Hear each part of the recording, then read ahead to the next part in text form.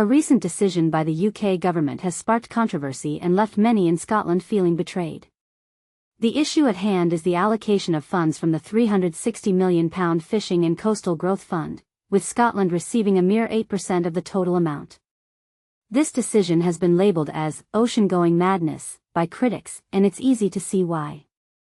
Scotland's fishing industry plays a significant role in the UK's overall catch, typically landing more than half of the total fish caught. Despite this, the allocation of funds seems disproportionate, with Scotland's share not reflecting its contribution to the industry. But here's where it gets controversial. Scottish vessels make up a substantial portion of the UK fleet, around 40%, and they account for over 60% of the UK's fishing capacity and seafood exports. So, why is Scotland's allocation so low?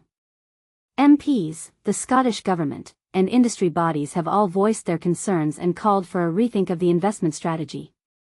Labour ministers, including Angela Eagle, have defended the decision, stating that the government is working to maximise the fund's value. The fund is devolved, giving the Scottish government control over how its share is spent. However, the allocation follows the Barnett formula, which is based on population size, resulting in a significant disparity between Scotland and England's shares. And this is the part most people miss. While Scotland receives £28 million, England gets over £300 million, a stark contrast that has caused an uproar.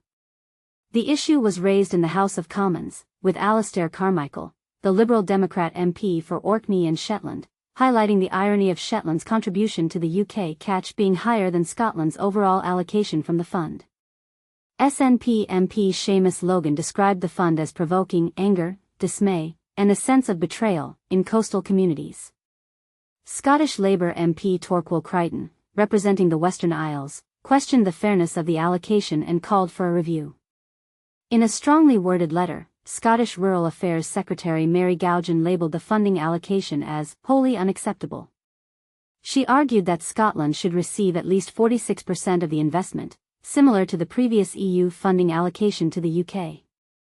It is unjustified and insulting to the Scottish fishing industry and our coastal communities, Gougen stated. She further emphasised that this decision disproportionately benefits the fishing sector in England, despite their smaller catches compared to Scotland. The timing of this announcement is also significant, coming after anger from the fishing industry over a new Brexit deal. This deal extends EU boat access to British waters for 12 years, in exchange for reduced checks on UK food exports. Elspeth MacDonald, chief executive of the Scottish Fishermen's Federation, described the funding announcement as close to derisory and a bitter blow. She highlighted the unfair division, considering Scotland's dominant position in the UK fishing industry. It's hard to believe this government cares about the Scottish fishing industry, MacDonald added.